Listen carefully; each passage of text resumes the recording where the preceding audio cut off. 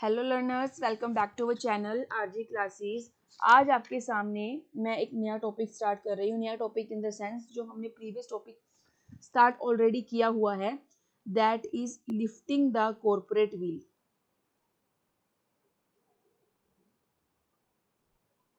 उसी टॉपिक को ही मैं कंटिन्यू कर रही हूँ एक नए तरीके से, यानी आज की वीडियो में आपको मैं Salomon versus Salomon and company, इस केस को भी आज आपको मैं इस वीडियो में एक्सप्लेन करूंगी, ठीक है। और कुछ इंपॉर्टेंट बातें बताऊंगी, तो पूरा वीडियो ध्यान से देखना है। अगर आपने प्रीवियस वीडियो नहीं देखा लिफ्टिंग द कॉर्पोरेट व्हील का, तो सबसे पहले आप उसको देखिए, देन आप इस वीडियो को देखिए, ठीक है, जिससे आपका एक बेस बने, आपको चीज़ अच्छे से बेहतर से समझ में आए। तो लिफ्टिंग द कॉर्पोरेट व्हील में क्या था, आपको थोड़ा सा मैं एक ओवरव्यू दे देती हूँ। जब भी कोई मेंबर मिसकंडक्ट करता है, कोई भी फाउल प्ले करता है, तो उस केस में कंपनी को रिस्पॉन्सिबल नहीं माना जाएगा और उस केस में मेंबर को रिस्पॉन्सिबल माना जाएगा। यानी जो लॉ है वो उस व्हील को क्या कर देगी, लिफ्ट कर देगी। तो आई होप आपको ये चीज़ क्लियर हो गई है। आपको अगर अच्छे से चीज़ें समझनी है तो आप इस पूरी वीडियो को देखिएगा, स्टेप बाय स्टेप मैंने चीज़ें कराई है तो आपको अच्छे से क्लियर होगा। तो आज आपको मैं बस एक बात ये बताने वाली हूँ कि जब भी कंपनी वाइंड अप होती है, जब भी कंपनी का लिक्विडेशन होता है,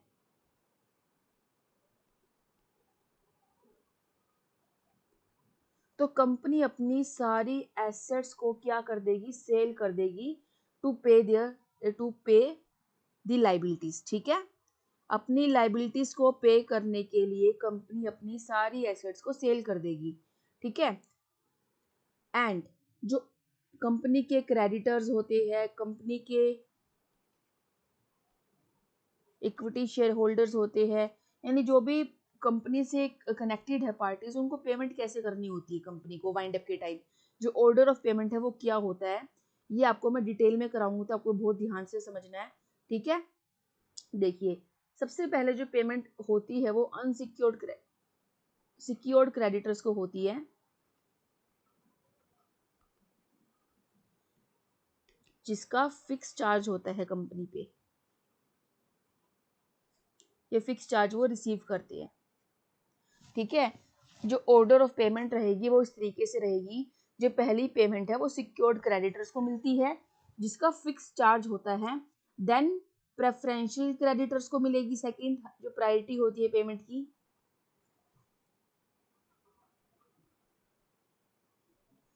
थर्ड नंबर पे सिक्योर्ड क्रेडिटर्स आएंगे, लेकिन इनका जो चार्ज होता है वो फ्लोटिंग होता है, यानी उनका जो चार्ज है वो फ्लक्चुएट होता रहता है। फोर्थ नंबर पे आपके आएंगे अनसिक्योर्ड क्रेडिटर्स।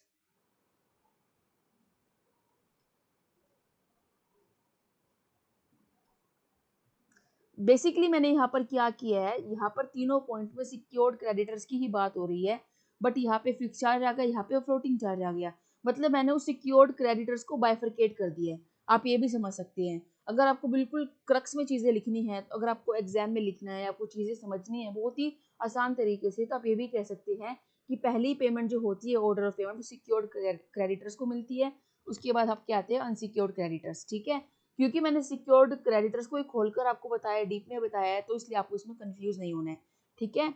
अनसिक्योर्ड क्रेडिटर्स के बाद आपकी जो प्रायोरिटी, यानी सबसे जो लास्ट प्रायोरिटी होती है पेमेंट की, यानी अगर कुछ बचेगा तो ही इक्विटीज को मिलेगा, तो इसका मतलब सबसे लास्ट जो हमारे कौन आते हैं, सबसे लास्ट पर आते हैं कंपनी के शेयर होल्डर्स, ठीक है। सो आई होप आपको ये चीज़ें अच्छे से क्लियर हो गई है। पहला जो ऑर्डर ऑफ पेमेंट, सबसे हाईएस्ट प्रायोरिटी जो मिलती है पेमेंट की कंपनी के वाइंड अप के समय, वो सिक्योर्ड क्रेडिटर्स को मिलती है। बेसिकली मुझे आपको इसमें यही चीज़ बतानी थी, क्योंकि जब आपको मैं सैलेमन कंपनी का केस आपको जब मैं एक्सप्लेन करूंगी, तो आपको ये चीज़ें मालूम होनी चाहिए, जिससे कि आप उस केस को अच्छे से समझ पाए, ठीक है। अब ये केस क्या कहता है, जो सैलेमन था वो एक लेदर मर्चेंट था और उसने कंपनी बनाई सैलेमन एंड सैलेमन कंपनी लिमिटेड, ठीक है। अब इस कंपनी के सब्सक्राइबर कौन कौन थे, खुद सैलेमन था, खुद सैलेमन, सैलेमन की वाइफ, सैलेमन की डॉटर, उसके 4 बेटे, ठीक है। इन सब ने मिलकर कंपनी बनाई और कंपनी को बेच दिया, कंपनी को आगे सेल कर दिया 30,000 पाउंड्स में। और इस अमाउंट को अगर मैं बाइफरकेट करूं तो इसमें जो 20,000 के तो हो गए शेयर्स, यानी 20,000 शेयर, एक शेयर 1 पाउंड का, ठीक है। बाकी के बचे 10,000 की हो गए डिबेंचर्स, ठीक है। और ये जो डिबेंचर, यहाँ पर जो डिबेंचर होल्डर था वो खुद सेलेमन था। आई होप आपको ये पॉइंट क्लियर हो गया है। अब हम बात करेंगे आगे। जब ये कंपनी ने बहुत एग्जेसिव अमाउंट में फाइनेंशियल लॉस को सफर किया, तो आपको पता है जब भी कंपनी फाइनेंशियल लॉस सफर करती है, कोई भी कंपनी, तो वाइंड अप हो जाती है, लिक्विडेट हो जाती है। तो फाइनेंशियल लॉस सफर होने की वजह से क्या हुआ, कंपनी वाइंड अप हो गई। कंपनी ने अपनी सारी एसेट्स को सेल कर दिया लाइबिलिटीज को पे ऑफ करने के लिए। तो वाइंडिंग अप के टाइम जब कंपनी वाइंड अप हुई तो उस टाइम कंपनी की बैलेंस शीट कैसी थी, तो जो कंपनी की एसेट थी उसमें उसकी वैल्यू थी 6,000 पाउंड, और लाइबिलिटीज कुछ इस तरीके से थी। डिबेंचर होल्डर्स थे जो खुद सेलेमन था, 10,000 के डिबेंचर्स। अनसिक्योर्ड क्रेडिटर्स थे 7,000 पाउंड के। तो टोटल कंपनी की लाइबिलिटी बनती थी 17,000, कंपनी के पास एसेट थी 6,000, यानी कंपनी को 11,000, मैं हिंदी इंग्लिश मिक्स कर गई सॉरी, 11,000 पाउंड की शॉर्टेज थी, ठीक है, अपनी लाइबिलिटीज को पे ऑफ करने के लिए। अब बात आती है ऑर्डर ऑफ पेमेंट की। यहाँ पर जो अनसिक्योर्ड क्रेडिटर्स है वो ये क्लेम कर रहे हैं कि जो कंपनी है, यानी जो सेलेमन है और सेलेमन एंड कंपनी है, दोनों सेम एंटिटी है, ठीक है, क्योंकि सेलेमन खुद उसको मैनेज कर रहा है, कंपनी तो क्या है, सिर्फ एक सेलेमन की एजेंट की तरह काम कर रही है। इसीलिए पहली प्रायोरिटी हमें मिलनी चाहिए जब भी कंपनी पेमेंट करे, यानी अनसिक्योर्ड क्रेडिटर्स ये कह रहे हैं कि जब भी पेमेंट होगी तो पहली प्रायोरिटी हमें मिले, ना कि डिबेंचर होल्डर्स को या कि खुद सेलेमन को, ठीक है। तो यहाँ पर अब जब ये चीज अराइज होती है तो यहाँ पर जो जज है हाउस ऑफ लॉर्ड वो अपना वर्डिक्ट सुनाते हैं, अपना फैसला सुनाते हैं। तो उन्होंने क्या वर्डिक्ट दी, अपनी क्या फैसला सुनाया इस केस में, यहाँ पर वो ये कहते हैं कि जो सेलेमन एंड कंपनी है उसकी आइडेंटिटी सेपरेट है अपने मेंबर से, ठीक है। इसलिए जो भी कंपनी की एसेट्स होगी उसको हम सबसे पहले डिबेंचर की पेमेंट करने के लिए यूज करेंगे, ना कि अनसिक्योर्ड क्रेडिटर्स की। समझ रहे हैं बात मेरी। जो हाउस ऑफ लॉर्ड है वो क्या अपना वर्डिक्ट कहती है कि सेलेमन और सेलेमन एंड कंपनी दोनों अलग है, यानी यहाँ पर सेपरेट लीगल एंटिटी का कॉन्सेप्ट अराइज हुआ है। सेपरेट लीगल एंटिटी की वजह से जो पहली प्रायोरिटी होगी पेमेंट की वाइंड अप के टाइम, वो किसको होगी, डिबेंचर होल्डर्स को होगी, ना कि अनसिक्योर्ड क्रेडिटर्स को। या अगर मैं दूसरे शब्दों में बात करूं तो पहली जो पेमेंट होगी वो किसको होगी, सिक्योर्ड क्रेडिटर्स को, ना कि अनसिक्योर्ड को, ठीक है। आई होप आपको ये चीज अच्छे से क्लियर हो गई है।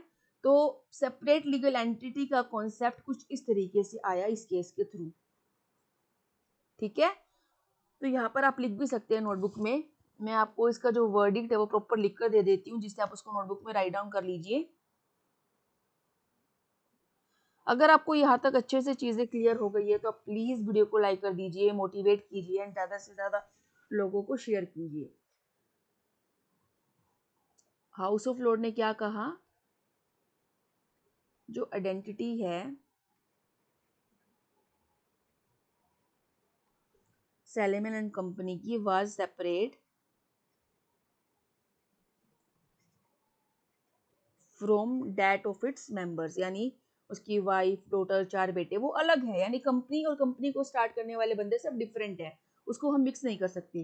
क्यों, क्योंकि कंपनी की अपनी एक अलग आइडेंटिटी क्रिएट हो चुकी है।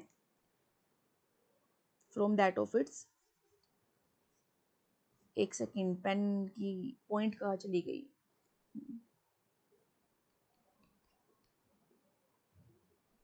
From that of its members, ठीक है। एंड जो वो एसेट थी,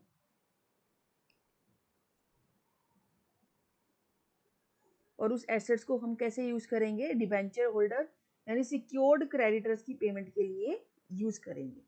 क्लियर हो गया। पेन के पॉइंट में एक्चुअली प्रॉब्लम आई, मुझे पेन का पॉइंट नहीं दिख रहा है।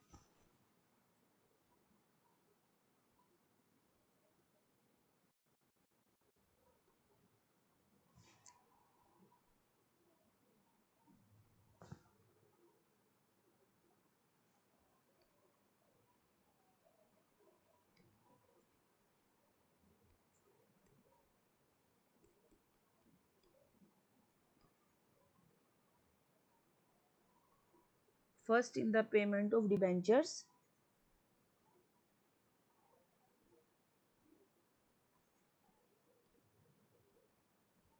prior to unsecured creditors। I hope आपको ये चीज़ अच्छे से क्लियर हो गई है। सेलेमन एंड कंपनी का जो केस था और जो इशू अराइज हुआ था और क्या वर्डिक्ट आया, सब आपको अच्छे से क्लियर हो गया है। सो ये मैंने आपको इसलिए बताया था कि जो व्हील था कंपनी और मेंबर्स के बीच में, वो लॉ ने क्रिएट किया और ये इसलिए क्रिएट हुआ कि क्योंकि कंपनी की एक सेपरेट लीगल एंटिटी है। दैट्स वाई वो व्हील अराइज हुई लॉ के थ्रू। लेकिन कई बार मेंबर इस चीज़ का फ़ायदा उठा लेते हैं। मेंबर्स को ये लगता है कि सेपरेट लीगल एंटिटी होने की वजह से हम कोई भी मिसकंडक्ट करें, आखिर फंसे तो कंपनी ही, यानी जो मुश्किल में पड़ेगी वो कंपनी पड़ेगी, ना कि कंपनी के मेंबर्स। तो इसीलिए कोर्ट में जब वो चीज़ जाती है तो उस केस में जो वो व्हील है वो लिफ्ट हो जाती है, या वो जो पर्दा है, वो जो व्हील है उसको फाड़ दिया जाता है और उसमें कंपनी के मेंबर्स को लायबल माना जाता है मिसकंडक्ट के लिए, ना कि खुद कंपनी को। ठीक है, अब आपको मैं नेक्स्ट लेक्चर में प्रिंसिपल यानी जो हम डॉक्ट्राइन पढ़ रहे हैं, जो हम एक केस जो हम पढ़ रहे हैं topic lifting the corporate wheel, इसकी आपको मैं कुछ एक्सेप्शंस कराऊंगी। इसमें दो चीज़ें रहेंगी, अंडर स्टैच्यूटरी प्रोविजन और अंडर जुडिशियल इंटरप्रिटेशंस। इन दोनों के अपने इंडिविजुअल पॉइंट्स हैं, वो आपको मैं अच्छे से क्लियर कराऊंगी नेक्स्ट वीडियो में। आपका ये फाइनल पार्ट रहेगा, इसे जो नेक्स्ट वीडियो रहेगा उसमें आपको मैं पूरा क्लियर कर दूंगी, आपका लिफ्टिंग द कॉर्पोरेट व्हील अच्छे से क्लियर हो जाएगा। अगर आप कहेंगे तो आपको मैं बुक से भी करा दूंगी लाइन टू लाइन, आप मुझे कमेंट में ज़रूर बताइएगा। तो आज के लिए इतना ही। अगर आपको वीडियो अच्छा लगे तो लाइक कर दीजिएगा, शेयर कर दीजिएगा। Thank you, take care, bye bye.